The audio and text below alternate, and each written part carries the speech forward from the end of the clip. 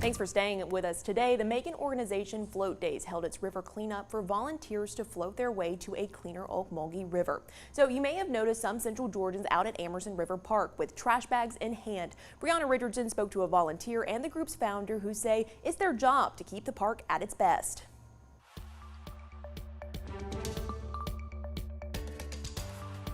The group Float Daze says it's their mission to keep Amerson River Park clean because when families come to take a walk or even float down the river, they want it to be a beautiful place. It's not uncommon to see members of Float Daze at Amerson River Park. Usually we get here about 10 o'clock and stay out for like 3 or 4 hours, and by 4 or 5 o'clock we're done. Volunteer Chris Dunn lives in Warner Robins but comes to Macon weekly to float the river.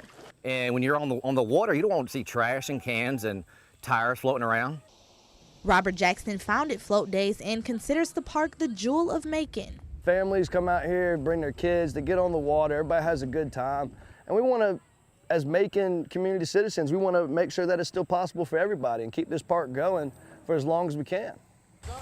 On Sunday, they floated down the Ocmulgee River to pick up trash and check each sandbar in the woods for items that don't belong. He says sometimes they find junk that's been there for decades.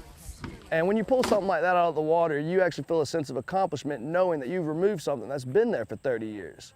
That's something that somebody can't step on and cut their foot now. We really push no glass on the water, no glass whatsoever. But Dunn says the work doesn't stop there. Well, after each time we clean up, there's always more trash to be found from the storms. It just unearths from the water, the sand, and it's just amazing the stuff we just keep finding every time. Jackson urges everyone to keep the area clean.